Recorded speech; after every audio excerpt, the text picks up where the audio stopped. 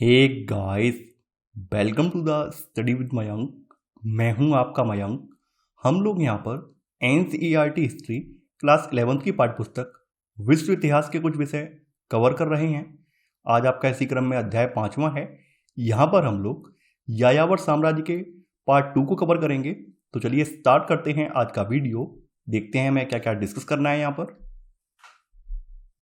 हम लोगों ने पार्ट 1 में तेमुजिन यानी चंगेज खान के उदय और उसके द्वारा यायावर समुदाय को संगठित करके एक विशाल यायावर साम्राज्य खड़े करने तक की उसकी जो यात्रा थी वो हमने वहां पर डिस्कस की थी।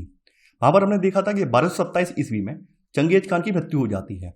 तो आज के पार्ट 2 में हम लोग चंगेज खान के उपरांत मंगोल साम्राज्य का क्या हुआ है वो यहाँ पर डिस्कस करेंगे। तो आप हेडिंग डाल लीजिए, चंगेज खान के उपरांत मंगोल। ठीक है, चंगेज खान की मृत्यु के पश्चात मंगोल साम्राज्य को हम 2 चरणों में डिवाइड कर सकते हैं। इसका पहला चरण जो है 1236 से लेकर 42 तक का था और इसके दौरान रूस के स्टेपी क्षेत्र बुल्गार, कीव, पोलैंड और हंगरी में भारी सफलता प्राप्त की गई। इसका दूसरा चरण जो है वो 1255 से लेकर 1300 तक रहा है और इसमें समस्त चीन, ईरान, इराक और सीरिया पर विजय प्राप्त की गई है। देखिए, इन अभियानों के बाद क्या हुआ, इन अभियानों के पश्चात साम्राज्य की जो परिसीमाएं हैं इनमें स्थिरता आई है। स्थिरता आने का रीजन ये था कि लगभग इन्होंने समूचा एशिया जीत लिया था। यानी एशिया के लगभग उत्तरी जो पूरा पार्ट था, उत्तरी, पूर्वी और यहाँ तक कि पूरा पश्चिमी पार्ट भी इन्होंने अपने कब्जे में ले लिया था। हालांकि दक्षिणी पार्ट में, जिसमें कि हमारा भारत आता है, दक्षिणी पार्ट में ये अपनी पैठ नहीं बढ़ा पाए हैं। इसके अलावा ये यूरोप में कुछ हद तक घुस पाए हैं, लेकिन यूरोप में जब वहाँ पर कुछ शक्तियों का उदय हो गया है, उन शक्तियों से जब इनकी टकराव हुआ है, उन शक्तियों ने इन्हें कड़ी टक्कर दी है, तो इस वजह से यूरोप में ये अपना विस्तार नहीं कर पाए हैं। और एक कारण ये भी माना जाता है कि यूरोप में अगर ये विस्तार करते तो चीन से अपना आधिपत्य ये खो देते। इस वजह से भी इन्हें सीमित होना पड़ा है। तो ऐसे कई सारे कारण थे जिसकी वजह से इन्होंने अपने इस विस्तार अभियान को यहीं पर रोक दिया है। तो देखिए, अब आप लोग 17वां पॉइंट नोट डाउन करेंगे। यहां पर लिखेंगे, चंगेज खान की मृत्यु के पश्चात हम मंगोल साम्राज्य को 2 चरणों में विभाजित कर सकते हैं। यह आपका 17वां पॉइंट हो जाएगा। इसका पहला सब पॉइंट है, पहला चरण 1236 से लेकर 42 तक का था, जिसके दौरान रूस के स्टेपी क्षेत्र बुल्गार, कीव, पोलैंड तथा हंगरी में भारी सफलता प्राप्त की गई। इसका सेकंड सब पॉइंट है, दूसरा चरण 1255 से लेकर 1300 तक रहा, जिसमें समस्त चीन पर पूरी तरह से आधिपत्य 1279 में मिला है इन्हें, ईरान, इराक और सीरिया पर विजय प्राप्त की गई। तो यहां तक आपने समझ ली होंगी चीजें और यहां तक आपको स्पष्ट हो गया होगा। अब देखिए, यहां पर वही सब चीजें बताई गई हैं कि यूरोप में ये क्यों विस्तार नहीं कर पाए हैं। ये सब चीजें यहां पर जिक्र किया गया है। देखिए, यहां बोला गया है कि सन 1260 के दशक के बाद पश्चिम के सैन्य अभियानों के शुरुआती आवेग को जारी रखना संभव नहीं हो पाया। यद्यपि वियना और उससे परे पश्चिमी यूरोप एवं मिस्र मंगोल सेनाओं के अधिकार में ही रहे, तथापि उनके हंगरी के स्टेपी क्षेत्र के पीछे हट जाने और मिस्र की सेनाओं द्वारा पराजित होने से नवीन राजनीतिक प्रवृत्तियों का उदय होने के संकेत मिले हैं। और इस प्रवृत्ति के 2 पहलू थे। पहला पहलू ये था क्योंकि इनमें उत्तराधिकार को लेकर आंतरिक राजनीति गर्मा गई थी। क्योंकि मंगोल जो थे, आपको पता होना चाहिए, चंगेज खान ने तमाम शादियां की थी।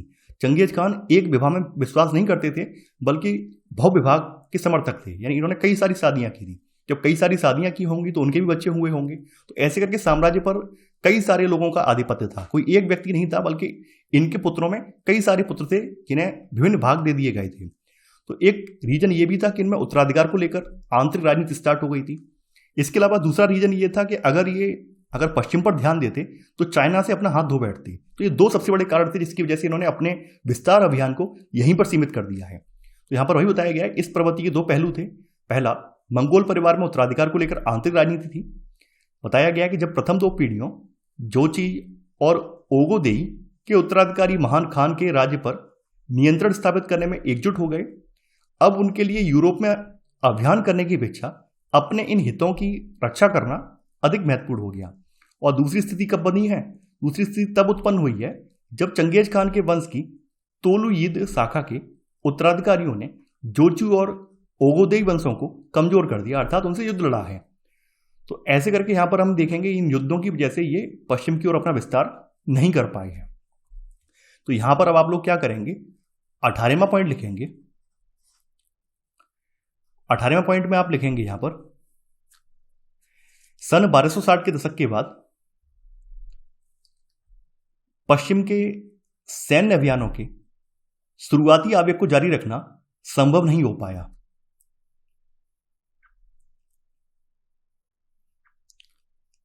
यह आपका 18वां पॉइंट हो जाएगा। इसका सब इसी में ही आगे लिख लेना। इसके दो पहलू थे। दो पहलू आप कौन कौन से थे? इसका पहला पहलू जो है, यानी पहला सब पॉइंट 18 का पहला, मंगोल परिवार में उत्तराधिकार को लेकर आंतरिक राजनीति थी। मंगोल परिवार में उत्तराधिकार को लेकर आंतरिक राजनीति थी।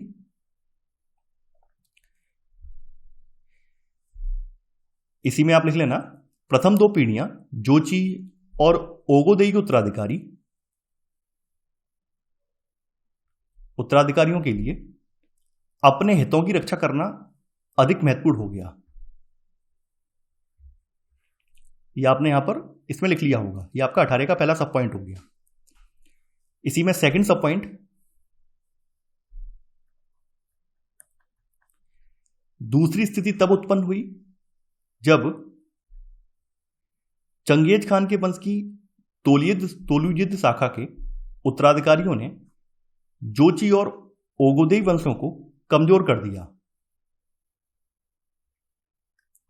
तो ऐसे करके आपको स्पष्ट हो जाएगा कि पश्चिम के सैन्य अभियान ये क्यों नहीं कर पाए हैं। अगर परीक्षा में आपसे पूछा भी जाए मंगोलों के बारे में कि मंगोलों ने एक समय के बाद पश्चिम के सैन्य अभियान नहीं किए हैं, तो आप लिख पाएंगे, बता पाएंगे कि क्यों नहीं कर पाए हैं ये।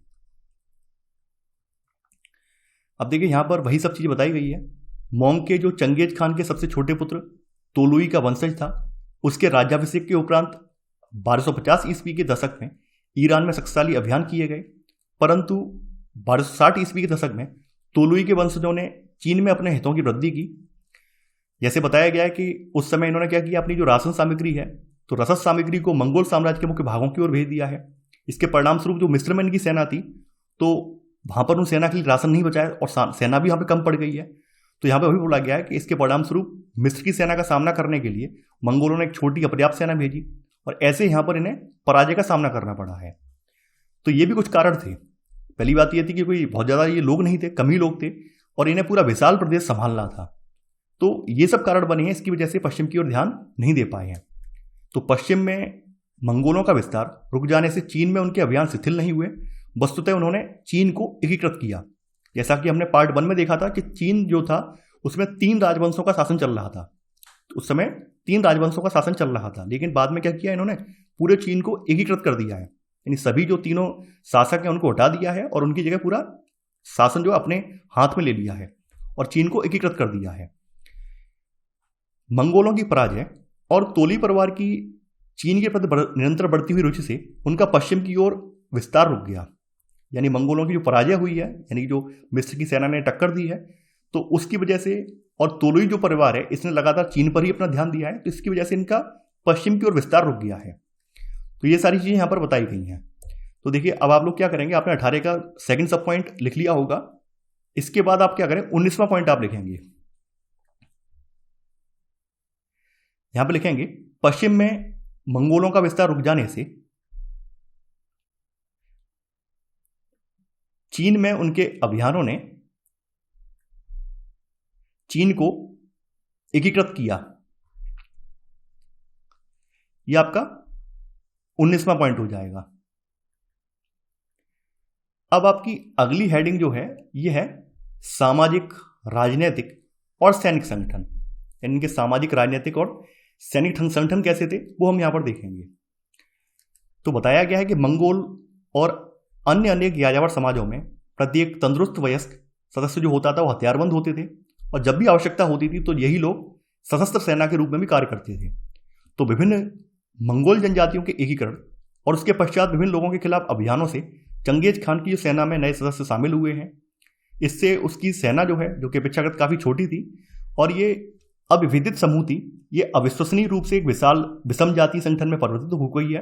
यानी कहने का मतलब ये है कि चंगेज खान की सेना में किसी एक जनजाति के लोग नहीं थे, बल्कि समूचा इलाके के लोग थे। समूचे इलाके में जितनी भी जनजातियां थी उन सभी जनजातियों को इसमें शामिल किया है। तो इसकी वजह से इसकी सेना कैसी हो गई है, अविश्वसनीय रूप से एक विशाल विषम जातीय संगठन में परिवर्तित हो गई है। इसमें उसकी सत्ता को स्वेच्छा से स्वीकार करने वाले तुर्की मूल के उइगर समुदाय के लोग भी शामिल थे। केराइटों जैसे पराजित लोग भी इसमें सम्मिलित थे। केराइट जिसके खिलाफ इसने युद्ध लड़ा था चंगेज खान ने, वो लोग भी इसमें इसकी सेना में शामिल हो गए हैं। तो ऐसे करके एक स्ट्रॉन्ग सेना इसकी खड़ी हो गई है। तो आप अब 21वां पॉइंट यहां पर लिखेंगे, इसमें लिखेंगे मंगोलों और अन्य अनेक यायावर समाजों में प्रत्येक तंदुरुस्त वयस्क सदस्य हथियारबंद होते थे और आवश्यकता पड़ने पर इन्हीं लोगों से सशस्त्र सेना बनती थी। यह आपका 21वां पॉइंट हो जाएगा। इसी में सब पॉइंट, पहला सब पॉइंट, विभिन्न मंगोल जनजातियों के एकीकरण से चंगेज खान की सेना में नए सदस्य शामिल हुए।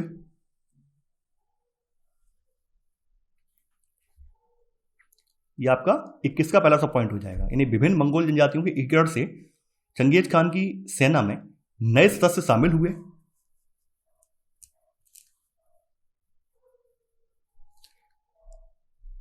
इसी में सेकंड सब पॉइंट, इसमें लिख लेना, इसमें चंगेज की सत्ता को स्वेच्छा से स्वीकार करने वाले तुर्की मूल के उइगर समुदाय के लोग भी सम्मिलित थे और कैराइटों जैसे पराजित लोग भी इसमें सम्मिलित थे। तो आपका ये 21 का सेकंड सब पॉइंट हो जाएगा।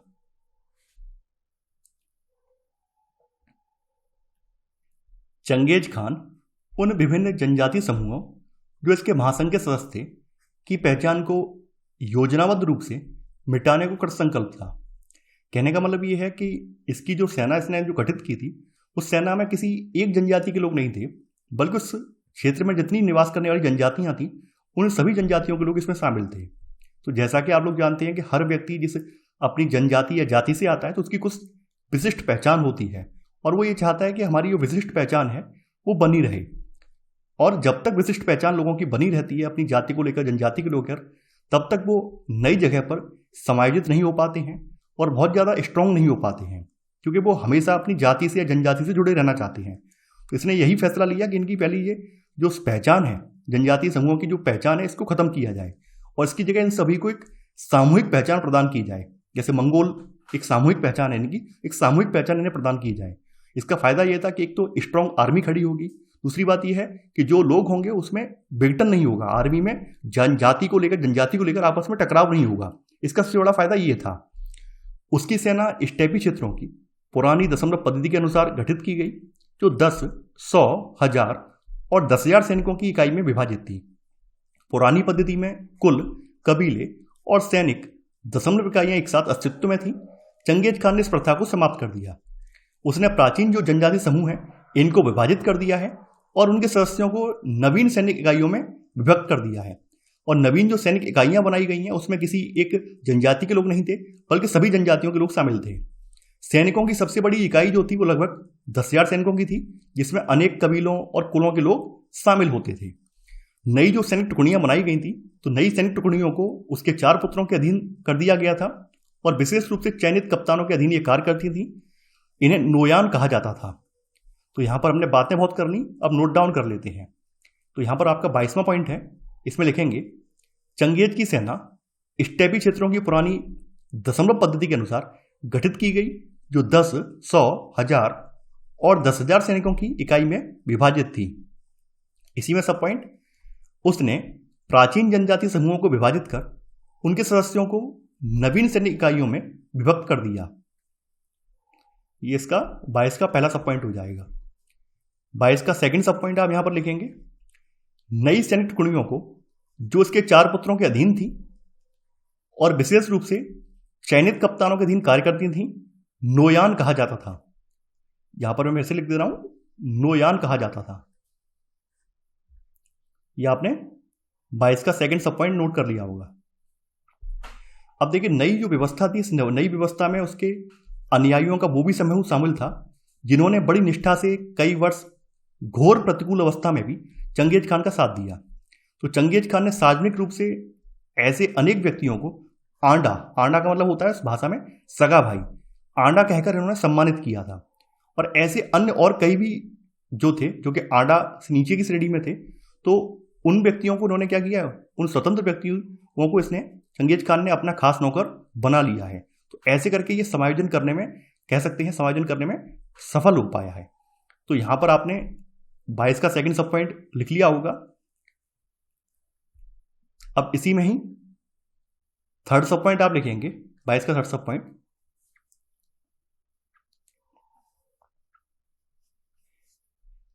चंगेज खान ने सार्वजनिक रूप से, चंगेज खान ने सार्वजनिक रूप से उसके प्रतिकूल समय में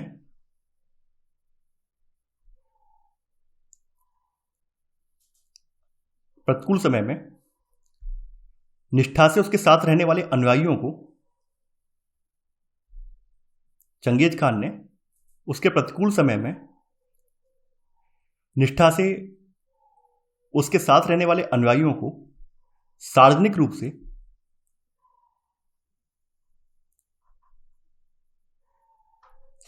से आंडा कहकर, आंडा मतलब सगा भाई कहकर सम्मानित किया।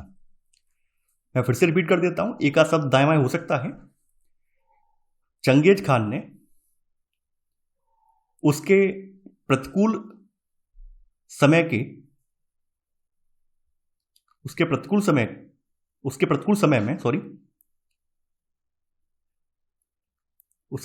में निष्ठावान रहे अनुयायियों को सार्वजनिक रूप से आंडा कहकर सम्मानित किया था। देखिए अंतिम वाली लाइन जो है, इसमें पूरी तुकबंदी पूरी सही से बन गई है, तो इस लाइन को ही आप नोट डाउन कर लेना, क्योंकि पहली लाइन में क्या होता है, शब्द अलग अलग थे, उनको संगठित करना पड़ा था, और दूसरी लाइन पूरी एकदम तुक में बन गई है। तो दूसरी लाइन मैंने बोली है, उसको स्पष्ट रूप से आप लिख लेना।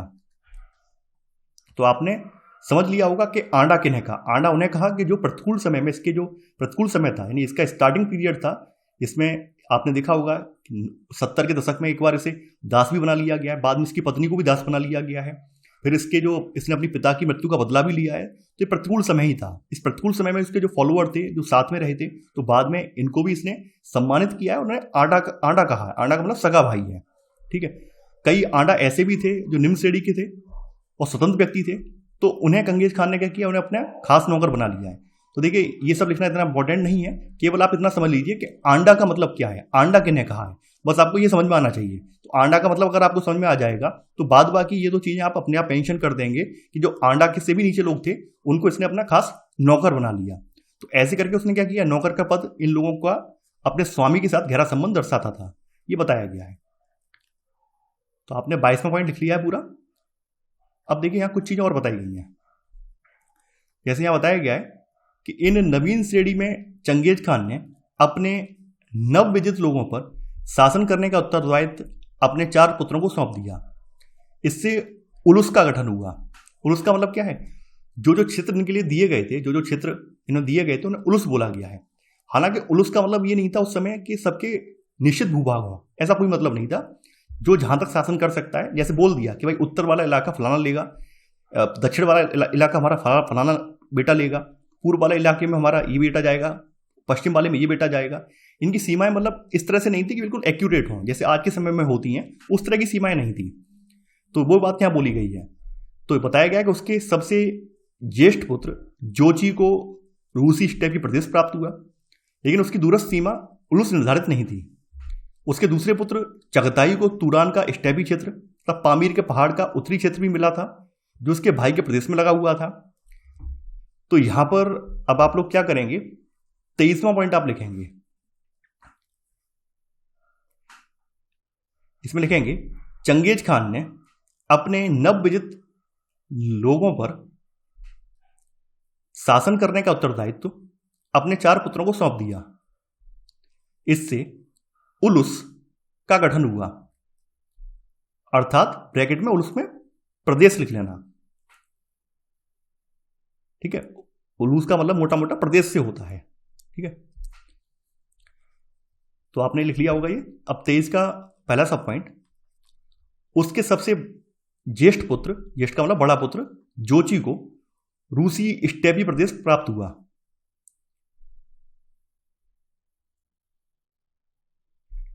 इसी में सेकंड सब पॉइंट, उसके दूसरे पुत्र चगताई को तुरान का स्टेपी क्षेत्र तथा पामीर के पहाड़ का उत्तरी क्षेत्र भी मिला, जो उसके भाई के प्रदेश से लगा हुआ था।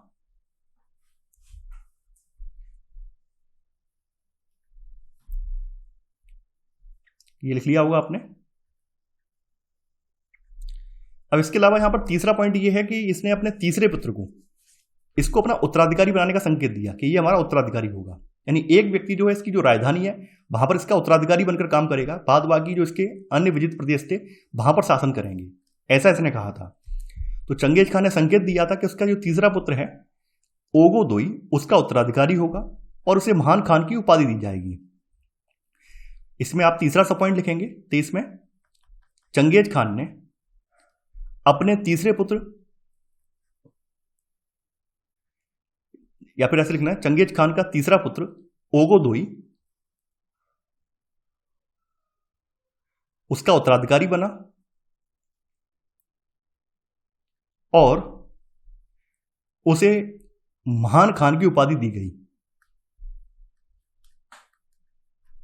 यहां तक आपने लिख लिया होगा।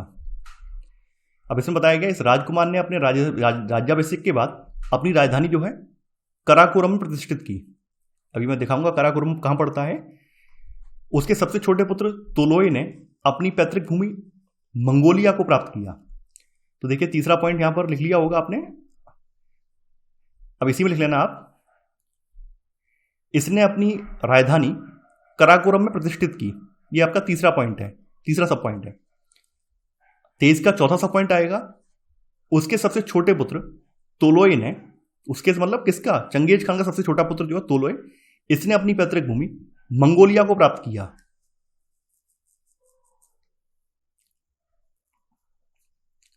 तो आपको स्पष्ट हो जाएगा कि इसने अपने साम्राज्य को अपने 4 पुत्रों को सौंप दिया है और एक जो पुत्र है, तीसरे नंबर वाला पुत्र है ओगोदोई, इसको अपना उत्तराधिकारी बनाया है और इसे महान खान की उपाधि दी है। इसने विभिन्न राजकुमारों के लिए अलग अलग सैन्य टुकड़ियां निर्धारित कर दी जो प्रत्येक उलूस में तैनात रहती थी। अब देखिए यहां पर इन सबको संगठित करने का तरीका इसने क्या निकाला, क्योंकि भाई सबको अलग अलग प्रदेश दे दिए गए हैं तो ऑब्वियस सी बात है इन सबको संगठित करना बड़ा कठिन हो जाएगा, लेकिन उसका भी तरीका इसने निकाला है।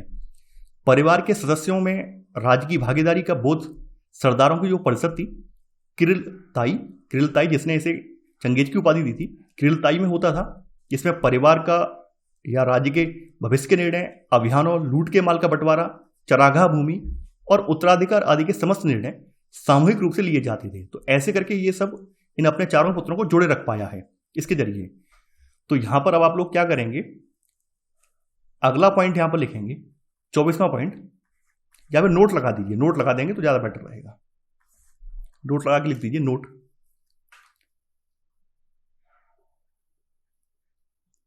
परिवार के सदस्यों में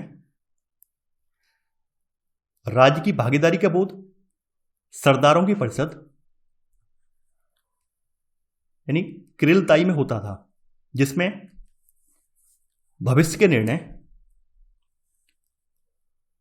अभियानों, लूट के माल का बंटवारा, चरागाह भूमि और उत्तराधिकार आदि के समस्त निर्णय सामूहिक रूप से लिए जाते थे। तो ऐसे करके ये अपने 4 बेटों को आपस में जोड़े रख पाया है। तो आपने नोट में इतना लिख लिया होगा।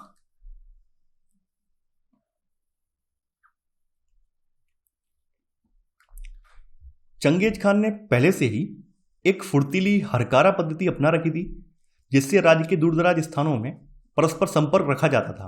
ये संचार पद्धति थी। तो हरकारा पद्धति में क्या था कि हरकारा पद्धति में अपेक्षित दूरी पर सैनिक चौकियां बनाई गई थी, जिसमें स्वस्थ और बलवान घोड़े तथा घुड़सवार संदेश वाहक वहां पर तैनात रहते थे, जिनकी वजह से ये लोग दूर स्थानों पर अपना जो है नियंत्रण स्थापित कर पाए हैं।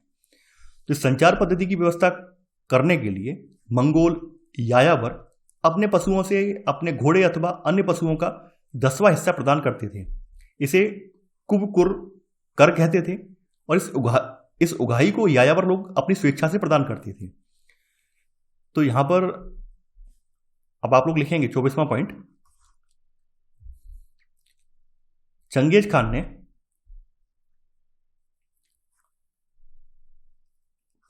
फुर्तीली हरकारा पद्धति अपना रखी थी,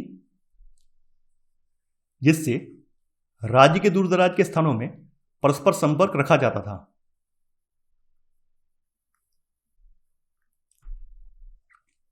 इसी में सब पॉइंट, इस संचार पद्धति की व्यवस्था करने के लिए मंगोल यायावर अपने पशु समूहों से घोड़े अथवा अन्य पशुओं का 10वां हिस्सा प्रदान करते थे। इसे कुबकुरकर कहते थे। इसी में सेकंड सब पॉइंट, इस उगाही को यायावर लोग अपनी स्वेच्छा से प्रदान करते थे। यायावर मतलब भाई जनजाति लोग अपनी स्वेच्छा से प्रदान करते थे। तो ऐसे करके आपको समझ में आ जाएगा हरकारा पद्धति का मतलब क्या है। हरकारा एक संचार पद्धति है जिसकी मदद से ये समूचे अपने साम्राज्य में संचार कर पाया है और उस पर नियंत्रण रख पाया है। बताया गया चंगेज खान की मृत्यु के उपरांत इस हरकारा पद्धति है, इसमें सुधार लाया गया है। ये सब चीजें बताई गई हैं यहां पर। इसके अलावा यहां कुछ चीजें और भी हैं, जैसे यहां बताया गया कि तथापि विजित लोगों को अपने नवीन यायावर शासकों से कोई लगाव नहीं था। 13वीं शताब्दी के पूर्वार्ध में हुए युद्धों में अनेक नगर नष्ट किए गए, कृषि भूमि की हानि हुई, व्यापार चौपट हो गया, दस्तकारी वस्तुओं की उत्पादन व्यवस्था अस्त व्यस्त हो गई, सैकड़ों हजारों लोग मारे गए, इससे कहीं ज़्यादा लोग दास बना लिए गए। कहने का मतलब ये था कि मंगोल काफ़ी बर्बर थे। मंगोल जिस क्षेत्र को जीतते थे, जिस क्षेत्र को विजित करते थे, तो उसका नगर को विध्वंस कर देते थे। यानी पूरा लोगों की मतलब बिल्डिंगें वगैरह या फिर जो भी उद्योग धंधे होते थे वो चौपट नहीं होते थे, बल्कि उनकी जान माल की भी हानि होती थी। इसी वजह से जो जो क्षेत्र इन्होंने जीते उन क्षेत्रों के लोग इन्हें नापसंद करते थे, पसंद नहीं करते थे। इसी में आप नोट करके लिख लेना, पूरा मत लिखना, नोट करके। विजित लोगों को अपने नवीन यायावर शासकों से कोई लगाव नहीं था, ये नोट करके लिख लेना। अब देखिए मंगोल वंश का जो वंश वृक्ष है वो दिखाया गया है, कौन कौन इसके वंश में था। तो ये तो नाम हम आपको ऊपर पहले लिखवा दिए हैं। आप चाहें तो एक बार वीडियो पॉज करके इसको पढ़ सकते हैं। इसमें कहानी बताई गई है और कुछ नहीं है।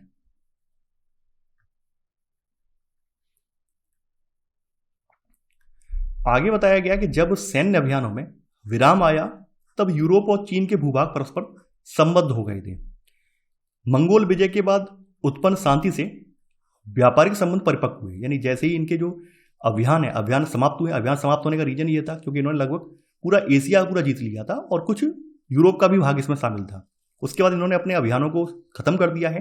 ऐसे करके यहाँ पर स्थिरता आई है। जब स्थिरता आई है तो स्थिरता आने से शांति उत्पन्न हुई है और व्यापारिक संबंध परिपक्व हुए हैं। तो मंगोलों की देखरेख में रेशम मार्ग पर व्यापार और भ्रमण जो था वो अपने शिखर पर पहुंच गया। तो 25वां पॉइंट अब आप लोग लिखेंगे, मंगोल विजय के बाद उत्पन्न शांति से व्यापारिक संबंध परिपक्व हुए। यानी विजय के बाद का मतलब यहाँ पे उस तरह से मत लेना कि भाई यहाँ पर जिन क्षेत्रों को जीता वहां पे शांति आ गई, नहीं। यानी जब ये पूरी तरह से आश्वस्त हो गए कि अब हमें बहुत ज्यादा आगे अभियान बढ़ाने की जरूरत नहीं रही है, अब यही इतना ही सही है साम्राज्य, उसके बाद की स्थिति बताई गई है यहाँ पर। तो मंगोल विजय के बाद उत्पन्न शांति से व्यापारिक संबंध परिपक्व हुए। इसी में सब पॉइंट, मंगोलों की देखरेख में रेशम मार्ग पर व्यापार और भ्रमण अपने शिखर पर पहुंचा। यह आपने 25वां पॉइंट लिख लिया होगा।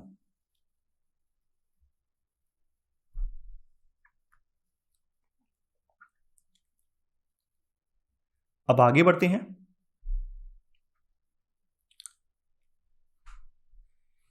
वे उत्तर की ओर मंगोलिया तथा नवीन साम्राज्य के केंद्र कराकोरम की ओर बढ़ गए। मंगोल शासन में सामंजस्य स्थापित करने के लिए संचार और यात्रियों के लिए सुलभ यात्रा आवश्यक थी। सुरक्षित यात्रा के लिए यात्रियों के पास, जिसे फारसी में पैजा और मंगोल भाषा में जेरेज जारी किए जाते थे। और यात्रियों को सुविधा के बदले जो व्यापारी होते थे वो बाज नामक कर अदा करते थे। यानी कि यहाँ पर क्या था, यहाँ पर जो व्यापार करने वाले जो यात्री थे, जो इनके साम्राज्य से गुजरते थे, तो उनके लिए पास जारी किए जाते थे। जैसे आज के समय में होता नहीं है, वीजा मिल गया, तो उसी तरह का पास होता था। तो पास के बदले ये व्यापारी जो होते थे बाज नामक एक कर अदा करते थे। तो यहां पर अब आप लोग लिखेंगे 26वां पॉइंट, सुरक्षित यात्रा के लिए यात्रियों को पास कॉमा लगा देना, इसे फारसी में पहजा और मंगोल भाषा में जेरेज कॉमा जारी किए जाते थे। इसी में सब पॉइंट, इस सुविधा के लिए व्यापारी बाज नामक कर अदा करते थे। अब देखिए ये मैं आपको दिखा देता हूं किसका साम्राज्य कौन सा है। ये तो उसके पुत्र का है, तीसरे वाले का, कराकोरम वाला, ठीक है, महान खान का साम्राज्य कराकोरम, ठीक है। और ये चगताई साम्राज्य चगताई का है।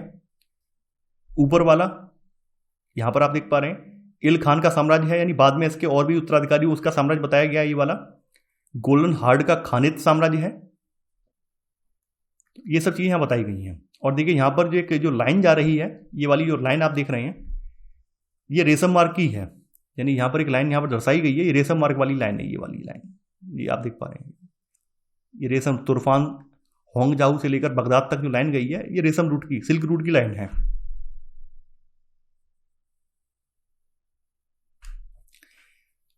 13वीं शताब्दी ईस्वी में मंगोल साम्राज्य में यायावरों और स्थानबद्ध समुदायों में विरोध कम होते गए, क्योंकि बाद के जो शासक हुए, मंगोलों के बाद के जो शासक हुए हैं, वो थोड़ा शांतिप्रिय प्रवृत्ति के थे। शांतिप्रिय होने का भी एक अपने आप का रीजन है। रीजन ये है कि अब उन्हें और ज़्यादा लड़ाई लड़ने की जरूरत नहीं थी, और ज़्यादा क्षेत्रों को जीतने की जरूरत नहीं थी। तो वो खुद ये चाहते थे कब तक मारकाट की जाए, क्योंकि मारकाट करेंगे तो ऑब्वियस सी बात है जनता इनमें अपना समर्थन नहीं दिखाएगी, जनता इनके प्रति निष्ठावान नहीं होगी, इन्हें कर नहीं देगी ढंग से, इनको मतलब जो खाद्यान्न वगैरह उसकी आपूर्ति नहीं करेगी ढंग से। तो इस वजह से इन्हें भी लगने लगा कि भाई जनता जब तक खुशहाल नहीं बनेगी तब तक हम भी समृद्ध नहीं हो पाएंगे। तो इस वजह से इन्होंने अपने जो शासन है उसमें ढिलाई देना स्टार्ट किया है, उतना ज़्यादा स्ट्रिक्ट नहीं रहे हैं जैसा ये चंगेज खान के टाइम में थे। तो यहाँ पर भाई बताया गया 13वीं शताब्दी ईस्वी में मंगोल साम्राज्य में यायावरों और स्थानबद्ध समुदायों में विरोध कम होते गए, परंतु 1270 के दशक के आते आते शुंग वंश की पराजय के उपरांत दक्षिण चीन को मंगोल साम्राज्य में सम्मिलित कर लिया गया। तब चंगेज खान का पोता कुबलई खान कृषकों और नगरों के रक्षक के रूप में उभरा है। गजन खान, इसकी मृत्यु बताई गई 1304 में हुई है, जो चंगेज खान के सबसे छोटे पुत्र तोलुई का वंशज था। उसने अपने परिवार के सदस्यों और अन्य सेनापतियों को आगाह कर दिया कि वे कृषकों को न लूटें। यानी कुछ इनके जो उत्तराधिकारी हुए, इनके पोते पोते हुए, पोते या बेटा वगैरह हुआ, उनके बारे में बताया गया है कि कैसे इन लोगों ने बाद में अपनी नीतियां बदल दी हैं और कैसे ये कृषकों और नगरों के रक्षक के रूप में उभर के आए हैं। ये बात यहां पर बताई गई है।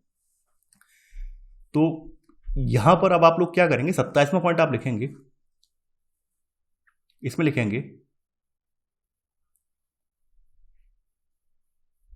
13वीं शताब्दी ईस्वी में मंगोल साम्राज्य में यायावरों और स्थानबद्ध समुदायों में विरोध कम होते गए।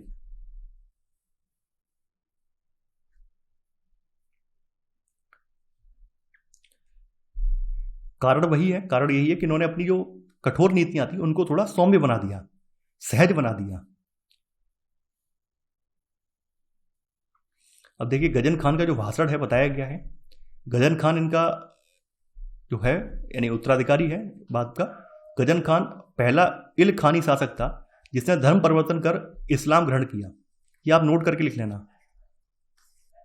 गजन खान पहला इल खानी शासक था जिसने धर्म परिवर्तन कर इस्लाम ग्रहण किया। इसने वही बताया, किसानों की जो महत्ता है वो बताई है इसमें अपने भाषण में, और कुछ नहीं है।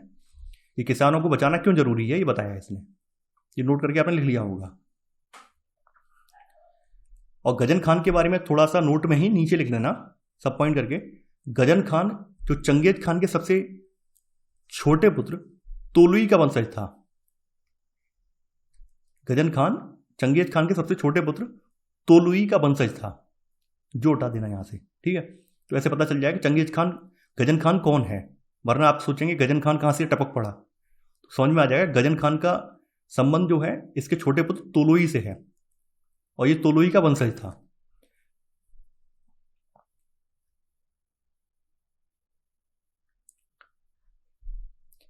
चंगेज खान के शासनकाल से ही मंगोलों ने विजित राज्यों से नागरिक प्रशासकों को अपने यहां भर्ती कर लिया था।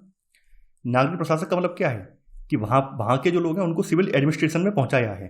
जिन जिन क्षेत्रों को इन्होंने जीता है उन क्षेत्रों से भी इन्होंने लोगों को हायर किया है और उन्हें अपने प्रशासन के कार्यों में ऊंचे पदों पर बैठाया है। तो इस तरह इन्होंने दूरस्थ राज्यों को संगठित करने में भी मदद की और इनकी पृष्ठभूमि और प्रशिक्षण से वहाँ के स्थानबद्ध जनजीवन पर होने वाली खानाबदोशों की, लूटमारों की धार भी कम हो गई है। यानी ये फायदा इससे हुआ है। तो 28वां पॉइंट अब आप लोग नोट करेंगे, इसमें लिखेंगे चंगेज खान के शासनकाल से ही मंगोलों ने विजित राज्यों से नागरिक प्रशासकों को अपने यहाँ भर्ती कर लिया था।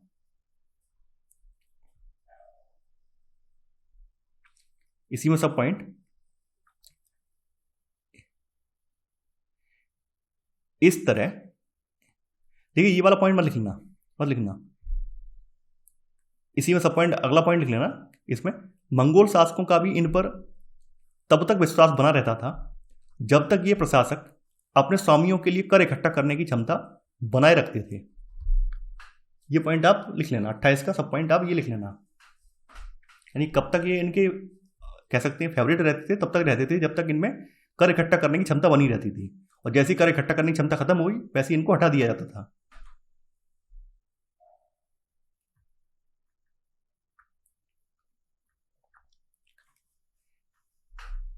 स्थानबद्ध रूप से रहने का दबाव मंगोल निवास स्थानों के नए क्षेत्रों में अधिक था, यानी उन क्षेत्रों में जो यायावरों के मूल स्टेपी आवास से दूर थे।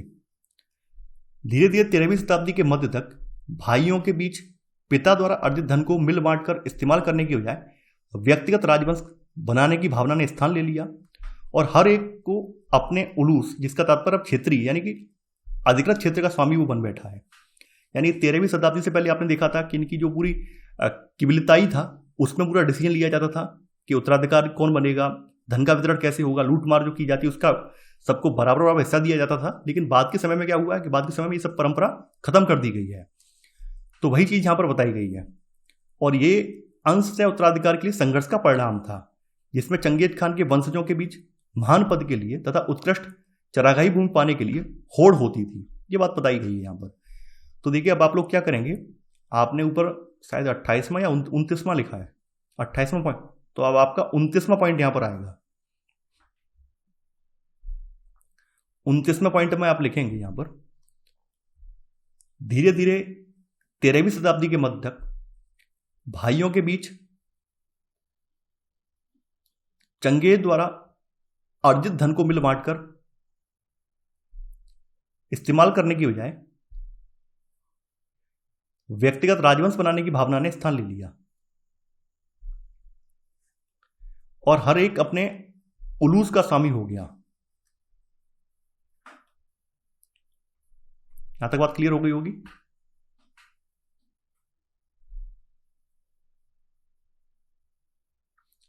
अब जैसे यहां बताया गया, चीन और ईरान दोनों पर शासन करने के लिए टोलुई के वंशजों ने युआन और इलखानी वंशों की स्थापना की है। यानी टोलुई जो है इसका पुत्र है, उसके भी 2 वंश बन गए हैं। जोची ने सुनहरा गिरोह का गठन किया और रूस के स्टेपी क्षेत्रों पर राज किया। चगताई के उत्तराधिकारियों ने तुरान के स्टेपी क्षेत्रों पर राज किया, जिसे आजकल तुर्किस्तान कहा जाता है। तो देखिए यहां पर अब आप लोग क्या करेंगे, इसमें सब पॉइंट लगा लेंगे। इसी में पहला सब पॉइंट आएगा आपका, चीन और ईरान दोनों पर शासन करने के लिए आए टोलुई के वंशजों ने युआन और इलखानी वंशों की स्थापना की। यानी जो अभी आपको मैंने इलखानी वंश दिखाया था, वो इलखानी वंश जो है टोलुई से बना हुआ है। इनका जो पुत्र टोलुई के वंशज हैं ये। इसी में सेकंड सब पॉइंट, जोची ने सुनहरा गिरोह का गठन किया और रूस के स्टेपी क्षेत्रों पर राज किया। 29 का थर्ड सब पॉइंट, चगताई के उत्तराधिकारियों ने तुरान के स्टेपी क्षेत्रों पर राज किया, जिसे आजकल तुर्किस्तान कहा जाता है। तो ऐसे करके आपको चीजें स्पष्ट हो जाएंगी। अब देखिए वही चीज बताई गई है, चंगेज खान के वंशजों का धीरे धीरे अलग होकर पृथक पृथक वंश समूह में बट जाने का तात्पर्य यह था कि अपने पिछले परिवार से जुड़ी हुई स्मृतियां, परंपराएं हैं, उनका सामंजस्य जो है उसमें भी बदलाव आ गया। जैसे यहां कुछ चीजें और बताई गई, जिक्र किया गया है कि इनका जो इतिहास वगैरह है, उस इतिहास में भी पारिवारिक मतभेद उभरकर सामने आए हैं। परिष्कृत रूप से कहा जा सकता है कि अतीत से अलग होने का मतलब पिछले शासकों की अपेक्षा प्रचलित शासकों के गुणों को अधिक लोकप्रिय बनाना था। यानी कहने का मतलब ये है कि अब जो नए नए राजवंश यहाँ पर इनके यानी इन्हीं वंश इनके जो वंशज आगे आए हैं, उन्होंने क्या किया है, अपने आप को बेहतर दिखाने के लिए अपना कंपेरिजन करना स्टार्ट कर दिया है कि भाई हमारे जो परदादा थे, चंगेज खान थे, वो ऐसे थे, हम ऐसे हैं। तो ऐसे करके ये जो कंपेरिजन स्टार्ट हुआ है, यानी कि प्रचलित शासकों ने अपने गुणों का बखान किया है और पुराने शासकों की बुराई की है। तुलना की इस प्रक्रिया में स्वयं चंगेज खान को भी पीछे नहीं छोड़ा गया। तो जैसे इलखानी है, तो इलखानी ईरान में 13वीं शताब्दी के आखिर में फारसी इतिहास वृत्त में महान खानों द्वारा की गई रक्तरंजित हत्याओं का विस्तृत वर्णन किया गया है और मृतकों की संख्या बहुत अधिक बढ़ा चढ़ाकर कर दी गई है। यानी कहने का मतलब ये है कि इन्होंने अपने जो पूर्वज हैं उनका फिर इतिहास उसमें गड़बड़ झाला कर दिया। भाई अपने आप को महान दिखाने के चक्कर में इन्होंने चंगेज खान की छवि और ज़्यादा बिगाड़ दी। जैसे आज अब आपको इस किताब में जो विवरण दिया गया है कि भाई फलाने नगर को जीता, उसमें उसने 8 लाख लोग मारे, फलाने नगर में उसने 15 लाख लोग मारे। तो कभी कभी ये चीज़ें अतिशयोक्ति लगती हैं, क्योंकि अगर आप आज के टाइम से और आज से लगभग 800-900 साल पहले का जनसंख्या का पॉपुलेशन भी देखें तो भी इतना नहीं होगा। तो उस समय 8 लाख लोग मारना, 10 लाख लोगों को मारना, ये अपने आप में बहुत बड़ा चैलेंज है। तो वही सब चीज़ें हैं कि ये जो चीज़ें आप इतिहास में देख रहे हैं, ये इतिहास में ये सब चीज़ें आई कहाँ से? ये आई इन लोगों से। इन लोगों ने चीज़ों को बढ़ा चढ़ाकर, ताकि चंगेज खान को बदनाम किया जा सके और अपने शासन को ये महान बता सकें। जैसे उदाहरण दिया गया, उदाहरण के लिए एक चश्मदीद गवाह के इस विवरण के विरोध में, जो विवरण यहाँ पर दिया गया है 13वीं शताब्दी के बुखारा के किले की रक्षा के लिए 400 सैनिक तैनात थे। एक इलखानी इतिहास वृत्त में यह विवरण दिया गया कि बुखारे के किले पर हुए आक्रमण में 30,000 सैनिक मारे गए, जबकि जो चश्मदीद है उसका कहना ये था कि वहाँ पर मात्र 400 सैनिक थे। लेकिन एक इलखानी का इतिहास वृत्त है, यहाँ पर दिखाया गया 30,000 सैनिक मारे गए। तो इस तरह की अतिशयोक्तिपूर्ण बातें यहाँ आई हैं। पर्पज वही था, पर्पज ये था कि अपने को महान दिखाया जाए, यानी अपने समय को महान दिखाया जाए और अपने पूर्वजों के समय को कमतर दिखाया जाए। तो ये सब चीजें यहां पर बताई गई, लिखने की आवश्यकता नहीं है। यहां पर चंगेज खान की कानून संहिता या विधि संहिता का जिक्र किया गया है और इस विधि संहिता का नाम है यास। तो यास पर हाल के ही कुछ विद्वानों ने, जिनमें एक व्यक्ति का नाम लिखा हुआ है डेविड आयलॉन, इन्होंने इस पर शोध किया है। तो यास क्या था? यास वह नियम संहिता जिसके बारे में कहा जाता है कि चंगेज खान ने 1206 के किरिलताई में ये लागू की थी। देखिए, आप लोगों को पता होगा कि 1206 में ही तिमुजिन को चंगेज की उपाधि दी गई है। अपने अगर प्रारंभिक स्वरूप में देखें तो अपने प्रारंभिक स्वरूप में यास को यसाक लिखा जाता था, जिसका अर्थ था विधि, आज्ञप्ति व आदेश। इसमें जो है इसके अलावा प्रशासनिक विनियमों के अलावा आखेट, सैन्य और डाक प्रणाली संगठन की भी यहाँ पर चर्चा की गई थी। तो ये बताया गया है। तो अब आप लोग 30वां पॉइंट यहाँ पर लिखेंगे और 30वें पॉइंट पे आप क्या करेंगे, यास लगा के यास के आगे डैश लगा देना और डैश लगा के आप यहां से लेकर यहां तक ये चीज लिख देना कि वह नियम संहिता जिसके बारे में कहा जाता है कि चंगेज खान ने 1206 के किरिलताई में लागू की थी। इसी में सब पॉइंट अपने प्रारंभिक स्वरूप में यास को यसाक लिखा जाता था, जिसका अर्थ था विधि, आज्ञप्ति व आदेश। तो ऐसे करके आपको समझ में आ जाएगा कि इनकी नियम संहिता या विधि संहिता कौन सी थी। इनकी नियम संहिता या विधि संहिता यास थी। यहां पर कुछ अन्य घटनाओं की चर्चा की गई है, उनके बारे में बताया गया है कि 13वीं शताब्दी के मध्य तक मंगोल एक एकीकृत जनसमूह के रूप में उभरकर सामने आए और उन्होंने एक ऐसे विशाल साम्राज्य का निर्माण किया जिसे दुनिया ने पहले ही नहीं देखा था। उन्होंने अत्यंत जटिल शहरी समाजों पर शासन किया, जिनके अपने अपने इतिहास, संस्कृतियां और नियम थे। ये इन सब में एक आश्चर्य वाली बात यह है कि मंगोलों की संख्या बहुत कम थी, यानी मंगोल संख्या में इतने ज़्यादा नहीं थे, मंगोल अल्पसंख्यक ही थे। लेकिन उन्होंने, जैसा कि हम ऊपर पढ़ चुके हैं, उन्होंने जिन जिन क्षेत्रों को विजित किया वहीं पर उनके लोगों को अपने प्रशासन में शामिल कर लिया और ऐसे करके ये उन लोगों पर और वहाँ के क्षेत्र पर अपना शासन स्थापित कर पाए हैं। तो यहाँ वही बात बोली गई है कि हालांकि मंगोलों का अपने साम्राज्य के क्षेत्रों पर राजनीतिक प्रभुत्व रहा, फिर भी संख्यात्मक रूप से वे अल्पसंख्यक ही थे। ये बात यहाँ बताई गई है। तो आप लोग इसको 31वें पॉइंट के रूप में लिख लेना, जिससे आपको बात ये स्पष्ट हो जाए कि क्या मंगोल अल्पसंख्यक थे या बहुसंख्यक थे। तो मंगोल भी अल्पसंख्यक ही थे, लेकिन चूंकि उन्होंने अपनी नीतियां ऐसी अपनाई हैं जिससे कि तमाम जो जनजातियां हैं वो इनके साथ जुड़ पाई हैं। वहाँ के जो स्थानीय लोग हैं, खास करके विजित प्रदेशों के जो लोग हैं, वो भी इनके साथ बाद में जुड़ पाए, अपनी नीतियों को इन्होंने लचीला बनाया है, ऐसे करके प्रशासन चला पाए हैं। यहाँ पर यास के बारे में फिर से बताया गया है कि इस बात की पूरी संभावना है कि यास मंगोल जनजाति की ही प्रथागत परंपराओं का एक संकलन था, किंतु उसे चंगेज खान की विधि संहिता कहकर मंगोलों ने भी मूसा और सुलेमान की भांति अपने एक स्मृतिकार के होने का दावा किया। कहने का मतलब यहाँ पर क्या है, देखिए इस्लाम में पैगंबर मोहम्मद साहब तो अंतिम पैगंबर माने जाते हैं। ऐसा कहा जाता है कि उनसे पहले भी पैगंबर हुए हैं। तो इस्लाम में ही कुछ परंपराएं हैं, उन परंपराओं के अनुसार कहा जाता है कि इन लोगों ने भी इस्लाम के लिए कुछ कुछ चीज़ें या कुछ कुछ विधि संहिताएं लिख कर रखी हैं, ऐसा बोला जाता है। तो वही चीज़ इन्होंने इनकी भी है, यानी चंगेज खान के जो बाद के समय के जो भी इनके वंशज हुए हैं उन सब ने अपनी जो यास थी, यानी जो अपनी चंगेज खान की बनाई हुई विधि संहिता थी या नियम संहिता थी, तो उसको भी मूसा और सुलेमान की भांति ये उन्होंने साबित करने का प्रयास किया कि हमारे जो पूर्वज हैं, यानी हमारे जो चंगेज खान हैं, वो भी स्मृतिकार थे। उन्होंने पहले से ही सारी चीज़ें हमारे समाज के लिए, हमारे शासन व्यवस्था के लिए बनाकर रखती हैं। तो ये बात इन्होंने यहाँ पर ऐसे करके बताई है। यास मंगोलों को समान आस्था रखने वालों के आधार पर संयुक्त करने में सफल हुआ। उसने चंगेज खान और उनके वंशजों से मंगोलों की निकटता को स्वीकार किया, क्योंकि सबकी आस्था इसमें इस वजह से थी क्योंकि चंगेज खान ने बनाई थी। और बाद में इसके जितने भी पूर्वज, इसके जो भी वंशज हुए हैं, उन सब वंशजों ने इसके आदर या सम्मान को रखने के लिए उसको अनुसरित किया, उसका अनुसरण किया है। और यही कारण रहा है कि लंबे समय तक आपस में चंगेज खान के बेटों में आपस में संघर्ष भी नहीं हुए। हालांकि बाद के समय में स्थिति बदली है, फिर संघर्ष होना स्टार्ट हो गए, लेकिन कुछ हद तक संघर्ष रुके रहे हैं। तो ये सब चीज़ें यहाँ पर यास को लेकर बताई गई हैं। हालांकि आपको नोट नहीं करना है, जो चीज़ें महत्वपूर्ण थी वो आप नोट पहले ही कर चुके हैं। स्थानबद्ध जीवन प्रणाली के कुछ पहलुओं को अपना लिया था, फिर भी यास ने उनको अपनी कबीलाई पहचान बनाए रखने और अपने नियमों को उन पराजित लोगों पर लागू करने का आत्मविश्वास दिया। स्थानबद्ध का मतलब क्या है कि ये जो मंगोलियाई लोग हैं, जहाँ जहाँ पर इनको भेजा गया था वहीं के ये होकर रह गए हैं। तो ऐसे में इन्होंने वहाँ की जो स्थान विशेष की कुछ परंपराएं उनको भी फॉलो किया है।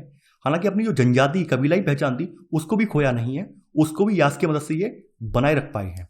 तो ये बात यहाँ बोली गई है। अब देखिए यास और बुखारा का वर्णन यहाँ किया गया है कि 1221 में बुखारा पर विजय प्राप्त करने के बाद चंगेज खान ने वहाँ के अमीर मुसलमान निवासियों को उत्सव मैदान में एकत्रित किया और उनकी भर्त्सना की। भर्त्सना का मतलब क्या? उनकी आलोचना की। उसने उनको पापी कहा और चेतावनी दी कि इन पापों के प्रायश्चित स्वरूप उनको अपना छिपा हुआ धन उसे देना पड़ेगा। अब देखिए यहाँ पर इसके पैरेलल में घटना और जिक्र की गई है कि 16वीं शताब्दी के अंत में चंगेज खान के सबसे बड़े पुत्र जोची का एक दूर का वंशज अब्दुल्ला खान बुखारा के उसी उत्सव मैदान में गया और चंगेज खान के विपरीत अब्दुल्ला खान वहाँ छुट्टी की नमाज अदा करने गया। तो यहाँ पर बताया गया है कैसे इनके पूर्वजों ने, कैसे इनके वंशजों ने आगे चलकर स्थानबद्ध परंपराओं को अपना लिया है और वो उसी परंपरा के होकर रह गए हैं। इस बात का यहाँ पर वर्णन किया गया है। इसी वजह से यहाँ पर दो विवरण एक साथ दिए हुए हैं। एक में चंगेज खान के बारे में बताया गया है, चंगेज खान ने उसी मैदान में वहाँ के लोगों के लिए किस तरह से विचार व्यक्त किए थे, और आगे चलकर उसका जो वंशज हुआ है, आगे चलकर उसका जो परपोता जो हुआ है, उसने किस तरह से वहाँ के जो इस्लाम का धर्म है उसको फॉलो कर लिया है और वहीं का होकर रह गया है। तो ये बात यहाँ पर दिखाई गई है। देखिए यहाँ पर अब आप क्या करेंगे, इसको नोट करके लिख लेंगे। हालांकि पूरा विवरण नहीं लिखना है, केवल नोट करके आप लिख लेना। इसमें लिख लेना नोट में 1221 में चंगेज खान ने बुखारा पर विजय प्राप्त की, इतना लिख लेना बस। इसके आगे की कहानी की जरूरत नहीं है। अब देखिए निष्कर्ष है चंगेज खान और मंगोलों का विश्व इतिहास में स्थान क्या है। इसे नोट डाउन नहीं करना है, केवल समझना है। देखिए 13वीं शताब्दी को अगर हम उठाकर देखें तो 13वीं शताब्दी के चीन, ईरान और पूर्वी यूरोप के जो नगरवासी थे वो स्टेपी के इन गिरोहों को, यानी स्टेपी के इन गिरोहों का मतलब मंगोलियंस को भय और घृणा की दृष्टि से देखते थे। क्योंकि एक तो ये यायावर समुदाय से आते थे और दूसरी बात ये काफ़ी ज़्यादा बर्बर माने जाते थे। जिन जगहों को ये जीतते थे तो उन जगहों को पूरी तरह से विध्वंस कर देते थे। तो इस वजह से इनको भय और घृणा की दृष्टि से ये लोग, चीन के, ईरान के और पूर्वी यूरोप के लोग इस तरह से इनको देखते थे। फिर भी मंगोलों के लिए चंगेज खान अब तक का सबसे महान शासक था। उसने मंगोलों को संगठित किया, लंबे समय तक चली आ रही कबीलाई लड़ाइयाँ और चीनियों द्वारा शोषण से मुक्ति दिलवाई, साथ ही उन्हें समृद्ध बनाया। यानी यहाँ पर आप ये देखेंगे जो मंगोलियाई समाज था वो भी कबीलाई समाज था, उसमें भी तमाम जनजातियाँ थी। तो उसने सबसे बड़ा काम, इसका अचीवमेंट क्या रहा? सबसे बड़ा अचीवमेंट ये रहा कि इसने वहाँ की जो कबीलाई जनजातियाँ उन सबको एकजुट किया, संगठित किया और उनके बीच में जो लड़ाइयाँ चली आ रही उनको समाप्त किया। इसके अलावा चीन वाले भी इनका शोषण करते थे, तो चीन वालों के शोषण से इन्हें मुक्ति दिलाई और उन्हें समृद्ध बनाया। एक शानदार पारमहाद्वीपीय साम्राज्य बनाया और व्यापार के रास्तों और बाजारों को पुनर्स्थापित किया, जिससे वेनिस के मार्को पोलो की तरह दूर के यात्री आकृष्ट हुए। क्योंकि बाद के समय में आपको पता ही होगा, बाद के समय में इन्होंने अपने विस्तारवादी अभियानों को रोक दिया है और जितना साम्राज्य इन्होंने विजित किया है, जितना साम्राज्य इन्होंने जीता है, वह उसी साम्राज्य को इन्होंने स्थायी तौर पर वहीं पर परिवर्तन करने स्टार्ट कर दिए हैं और पूरी प्रशासन प्रणाली को सुदृढ़ बनाया है ताकि कोई अराजकता ना फैले और व्यापार वगैरह फिर से स्थापित हो सके। स्थानबद्ध पराजित लोगों की सोच से परे कुछ देर के लिए 13वीं शताब्दी के उस छोटे से मंगोल अधिराज्य के बारे में सोचिए जिसने विविध मतों और आस्था वाले लोगों को सम्मिलित किया। हालांकि मंगोल शासक स्वयं भी विभिन्न धर्मों आस्थाओं से संबंध रखने वाले थे, शमन, बौद्ध, ईसाई और अंततः इस्लाम, लेकिन उन्होंने सार्वजनिक नीतियों पर अपने व्यक्तिगत मत कभी थोपे नहीं। यानी सार्वजनिक नीतियों पर उन्होंने अपने मतों को कभी थोपा नहीं। यानी ये नहीं चाहा कि हमारा धर्म इस्लाम है या हमारा धर्म बौद्ध है तो हमारी प्रजा भी यही धर्म अपनाए, ऐसा उन्होंने बिल्कुल नहीं चाहा। तो देखिए ये पॉइंट आप लिख लें क्योंकि ये इनके धार्मिक विचारों से संबंधित है। तो ये पॉइंट जरूरी इसलिए है कि अगर आपसे पूछा जाए कि मंगोलों का जो धार्मिक विचार थे या मंगोल किस धर्म के अनुयायी थे तो आप बता सकेंगे कि मंगोलों ने अपने अपने यानी मंगोलों के जो भी वंशज हुए हैं बाद में उन्होंने अपनी अपनी चॉइस के अनुसार धर्मों का चयन किया है, लेकिन फिर भी अपने धर्म को अपनी प्रजा पर नहीं थोपा है। तो हालांकि मंगोल शासक स्वयं भी विभिन्न धर्मों आस्थाओं से संबंध रखने वाले थे, शमन, बौद्ध, ईसाई और अंततः इस्लाम, इसी तरह से लिखना है आपको। लेकिन उन्होंने सार्वजनिक नीतियों पर अपने वैयक्तिक मत कभी नहीं थोपे। ये आपका 32वां पॉइंट हो जाएगा। तो यहां तक आपने ये नोट कर लिया होगा। तो ऐसे करके मंगोलों के धार्मिक जीवन के बारे में भी आपको यहां से जानकारी प्राप्त हो जाती है।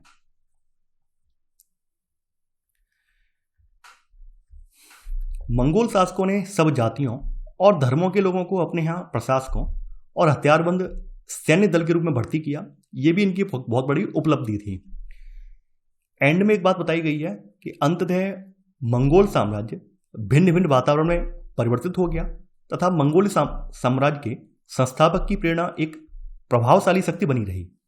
14वीं शताब्दी के अंत में एक अन्य राजा तैमूर, जो एक विश्वव्यापी राज्य की आकांक्षा रखता था, इसने अपने को राजा घोषित करने में संकोच का अनुभव किया क्योंकि वह चंगेज खान का वंशज नहीं था।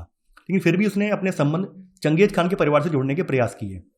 उसने अपनी स्वतंत्र संप्रभुता की घोषणा की तो अपने को चंगेज खानी परिवार के दामाद के रूप में प्रस्तुत किया। देखिए तैमूर जो है, तैमूर चंगेज का वंशज नहीं था, चंगेज के परिवार से बिलोंग नहीं करता था, लेकिन इसने क्या विवाह संबंध स्थापित किए हैं तो ऐसे करके दामाद बन गया है ये। तो दामाद के रूप में अपने आप को इसने जोड़ने का प्रयास किया है कि हम भी चंगेज खान की फैमिली से आते हैं। तो बाद में आपको अपने भारत में भी तैमूर का आक्रमण हुआ है तो उस तैमूर के बारे में आगे पढ़ने को आपको मिलेगा। तो यहां पर अगला पॉइंट आप लिखेंगे, ये आपका 33वां पॉइंट होगा। 14वीं शताब्दी के अंत में एक अन्य राजा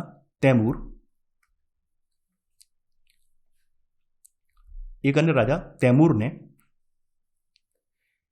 अपनी स्वतंत्रता संप्रभुता की घोषणा की तो अपने को चंगेज खानी परिवार के दामाद के रूप में प्रस्तुत किया। यह आपका 33वां पॉइंट हो जाएगा।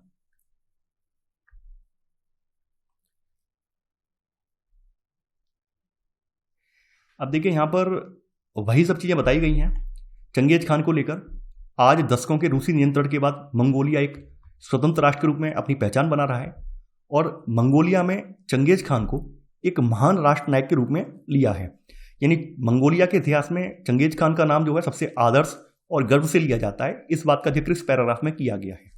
हालांकि ये सब चीज़ें लिखने की आवश्यकता नहीं है क्योंकि हम प्राचीन इतिहास पढ़ रहे हैं, तो प्राचीन इतिहास में हमने जितना पढ़ना था वो हमने यहाँ पर पढ़ लिया है।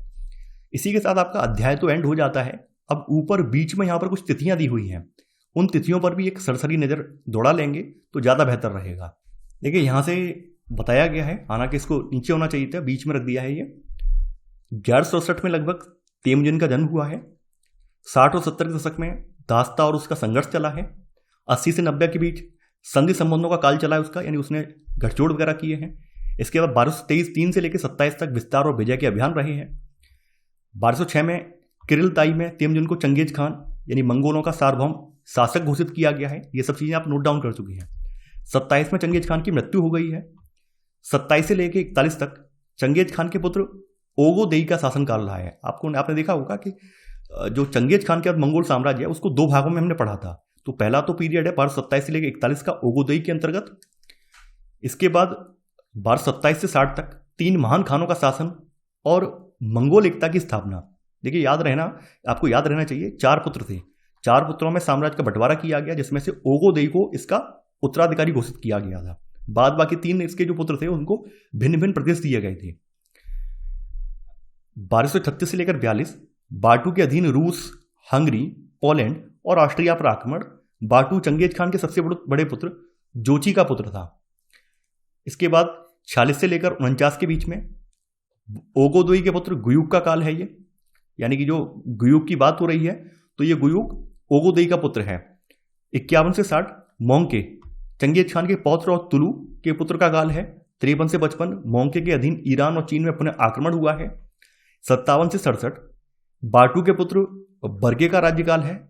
और इसी समय आप देखें सुनहरा ग्रोह आपने जो पढ़ा था, सुनहरा ग्रोह लिखवाया गया था, तो सुनहरा ग्रोह का नेस्टोरियन ईसाई धर्म से इस्लाम धर्म की ओर पुनः प्रवृत्त होना है। ये सब चीज़ें यहाँ बताई गई हैं। आगे इसमें कुछ चीज़ें और जोड़ी गई हैं, जैसे बताया गया है 1258 बगदाद पर अधिकार और अब्बासी खिलाफत का अंत हुआ है। मोंके के छोटे भाई हुलेगू के अधीन ईरान में इल खानी राज्य की स्थापना हुई है। 1260 में पेकिंग में महान खान के रूप में कुबलई खान का राज्यारोहण हुआ है और चंगेज खान के उत्तराधिकारियों में संघर्ष हुआ है। देखिए ये इंपॉर्टेंट है, इसको नोट के रूप में लिखना चाहें तो आप लिख लेना, क्योंकि इससे ऊपर की जानकारी आप लिख चुके हैं मोस्टली। ये लिख लेना, पेकिंग में महान खान के रूप में कुबलई खान का राज्यारोहण हुआ है और चंगेज खान के उत्तराधिकारियों में संघर्ष हुआ है। अब जैसे बताया गया कि मुगल राज्य अनेक स्वतंत्र भागों में अनेक वंशों में विभक्त है। तोलुई, चगताई और जोची। वो तो ओगोदेई का वंश पराजित हो गया है और तोलुईद वंश मिल गया है। तोलुईद चीन का युआन वंश और ईरान का इल खानी राज्य जो है। चगताई में उत्तरी तुरान के स्टेपी क्षेत्र और तुर्किस्तान में। देखिए ये सब इनके पुत्रों के पुत्र हो गए हैं, तो उसके बाद का पीरियड बताया गया है। 1295 से 1304 में बताया गया है कि ईरान में इल खानी शासक गजन खान का शासनकाल है और उसके बौद्ध धर्म से इस्लाम में धर्मांतरण के बाद धीरे धीरे अन्य इल खानी सरदारों का भी धर्मांतरण होने लगा है। 1368 में चीन में युआन राजवंश का अंत हो गया है। इसके बाद 17 से 405 के बीच में 1370 से 405 में तैमूर का शासन स्टार्ट हुआ है। बरलास तुर्क होते हुए उसने चगताई वंश के आधार पर अपने को चंगेज खान का वंशज बताया है। उसने स्टेपी साम्राज्य की स्थापना की है। टोलू राज्य, चगताई और जोची राज्यों के कुछ हिस्सों को सम्मिलित करके स्टेपी क्षेत्र में एक साम्राज्य का गठन किया गया है। उसने अपने को गुरुगैन या शाही दामाद की उपाधि से विभूषित किया है और चंगेज खान ने कुल की एक राजकुमारी से विवाह किया है। चंगेज खान के कुल की एक राजकुमारी से विवाह भी किया है। तो देखिए ये नोट 2 के रूप में आप लिख लेना, नोट 2 के रूप में 1370 से 405 में यहां से लेकर आप यहां तक लिख लेना। तो तैमूर के बारे में थोड़ी सी और विस्तृत जानकारी आपको पता चल जाएगी। इसके बाद फिर और चीजें बताई गई हैं कि 1495 से 1503 जहीरुद्दीन बाबर जो तैमूर और चंगेज खान का वंशज था, जो कि अपने भारत में आया था, फरगना और समरकंद के तैमूरी क्षेत्र का उत्तराधिकारी बना और वहां से खदेड़ा गया है। फिर काबुल पर कब्जा किया है और 1526 में दिल्ली और आगरा पर एक अधिकार किया है और भारत में मुगल साम्राज्य की इसने नींव रखी है। तो ये बाबर जो है ये यहीं से है, यानी तैमूर से है। तो ऐसे करके बाबर के बारे में कहा जाता है इसकी माँ जो थी वो मंगोलियन थी और बाप जो था वो तैमूर। ठीक है, तो ऐसे करके ये वही है, यानी मुगल जो वंश है, मुगल वंश की जो जड़ें हैं वो वास्तव में मंगोलिया से जुड़ी हुई हैं। तो इसीलिए यहाँ पर जिक्र किया गया है। ये चीज़ें तो आप अपने मिडावल हिस्ट्री में देख चुके हैं, इंडियन मिडावल हिस्ट्री में देख चुके हैं, तो ये लिखने की आवश्यकता आपको नहीं है। आगे करके फिर वही चीज़ें बताई। 1921 में मंगोलिया का गणराज्य बना है, ये यहाँ बोला गया है। तो हमारे लिए जो जो इंपॉर्टेंट चीज़ें थी 2-4 वो हमने यहाँ पर नोट डाउन कर ली हैं। बाद बाकी आपका पूरा चैप्टर एंड हो जाता है। देखिए मैं आप सभी लोगों से आशा यही करता हूँ, अगर आप नोट्स बना के पढ़ेंगे तो बाद में आपको आसानी रहेगी, वरना आपके जो अभी मैंने आपको नाम बताए हैं ये नाम सब घालमेल होगा। जब आप एग्जाम में लिखने बैठेंगे तो ये नामों का घालमेल होगा। उससे बेटर ये नोट्स बना लें। इसके अलावा कई बार अभ्यर्थी ये भी पूछते हैं बार बार कि सर चैप्टर हम खुद से पढ़ें या ना पढ़ें। देखिए मैं यहाँ पर नोट्स बनवा देता हूँ, इसके अलावा समझा भी देता हूँ, लेकिन फिर भी आपका ये फर्ज बनता है वीडियो देखने से पहले या वीडियो देखने के बाद एक बार इस चैप्टर पर सरसरी नज़र मार के देख लें कि इस चैप्टर में कहा क्या गया है और हमने जो नोट्स बनाए हैं वो कितने हद तक सटीक बैठ रहे हैं। तो इससे आपको आइडिया लग जाएगा और नोट्स कितने आपके कह सकते हैं नोट्स कितने आपके लिए बेटर हैं ये भी आपको पता चल जाएगा।